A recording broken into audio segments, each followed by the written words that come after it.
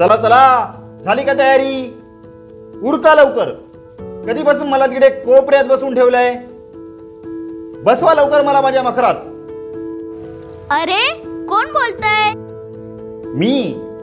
मी बाप्पा बोलतोय. होय, तुमचा लाडका बाप्पा बोलतोय.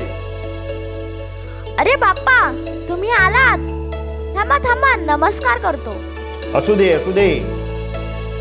बाप्पा, तयारी तर चालूच आहे. तोपर्यंत काही प्रश्न विचारू का मी तुम्हाला? बर विचार, पण जरा लवकर. मोदक खायचे आहेत मला. अख्खा महाराष्ट्रभर फिरून खूप भूक लागली आहे. हो हो बाप्पा, तुमच्या आवडीचे मोदक तर तयार होतायतच. तोपर्यंत मला सांगा ना, कसं वाटतं तुम्हाला? 10 दिवस खूप मान सन्मान मिळतो. खूप लाड होतात तुमचे. बिलियन्स मध्ये फॉलोअर्स आहेत तुमचे. लाईक्स आणि कमेंटचा तर पाऊसच पडत असतो तुमच्यावर सतत. आणि सध्या तर नंबर 1 वर ट्रेंड करताय तुम्ही. गणपती बाप्पा मोरया.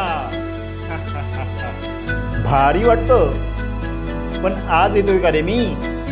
अगदी अनादी काळापासून चालू आहेत माझ्या फेऱ्या. बिलियन्स फॉलोअर्स काही असेच नाही बनत. खूप मेहनत घ्यावी लागते त्यासाठी. इतकी वर्षे माझ्या भक्तांच्या सर्व मागण्या पूर्ण करत आलोय मी, न थकता न थांबता, अगदी अविरतपणे. पण सध्याची तुमची जी पिढी आहे ना, काय म्हणता तुम्ही तिला? जेन जी. जेन झी. तर तुमच्या या जेन झीला सर्व गोष्टी कशा एकदम झटपट हव्या असतात. एकदम झटपट. काम केलं तुम्हाला लगेच लाईक्स पाहिजेत, कमेंट्स पाहिजेत, फॉलोअर्स पाहिजेत.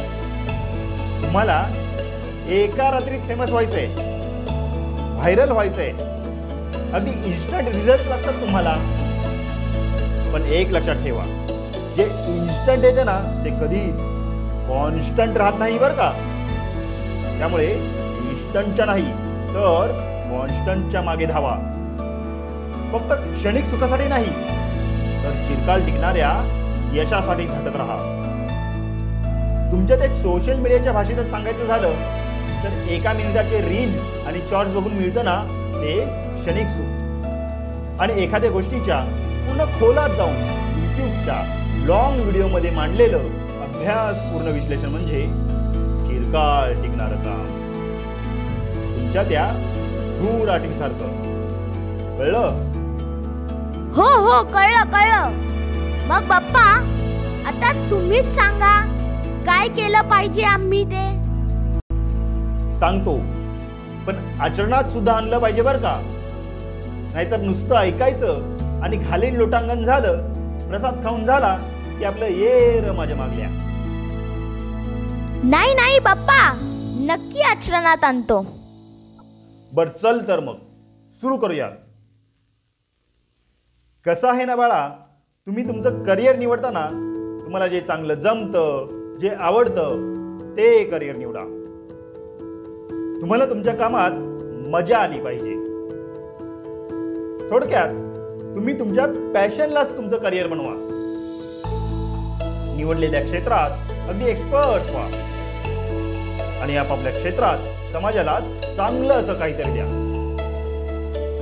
उगाचच कुठे जास्त पैसा आणि प्रसिद्धी आहे हे बघून करिअर निवडू नका. तुमचं तुमच्या कामावर मनापासून प्रेम असेल ना तर तुमचं काम टॉप क्लास होईल आणि तुमच्या टॉप क्लास कामाच्या मागून पैसा आणि प्रसिद्धी आपोआपच येईल. मग क्षेत्र कोणतंही असो. आणि येईल.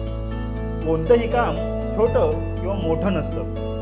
काम काम असतं. आता मला सांग, चप्पल विकायचं काम करशील का रे तू? नाही नाही बाप्पा, नको नको. अरे पण तुला माहित आहे का, या चप्पला विकूनच बाटा कंपनीने गेल्या वर्षी तब्बल 3400 करोडचा व्यवसाय केलाय आणि 250 करोडचा नफा कमावलाय. कामाची मनापासून आवड आणि तीव्र इच्छाशक्ती असेल ना, तुम्ही कुठलंही छोटं काम मोठं करू शकता. तुम्ही बाटाही बनू शकता आणि ताटाही. काय? हो हो नक्कीच पप्पा. पण मला कळतच नाहीये माझी आवड काय आहे ते, माझं पॅशन काय आहे ते. कळेल, नक्की कळेल. सर्वात आधी स्वतःच्या मनाला शांत ठेव, संयम बाळग. नुसतं गुगल आणि YouTube सर्च मारून सगळ्या प्रश्नांची उत्तरं नाही मिळत. हे बघ बाळा, परंपरेलाच आधुनिकतेची जोड द्यावी लागते. तुमची ही जेन जी खूपच टेक्नोसेव्ही आहे. सगळ्या गोष्टी कशा काही क्लिकवर मिळवता तुम्ही. हा, टेक्नॉलॉजीचं महत्त्व मी सुद्धा जाणतो रे. पण इंटरनेट रिसर्च सोबतच तू तुझं वाचन वाढव.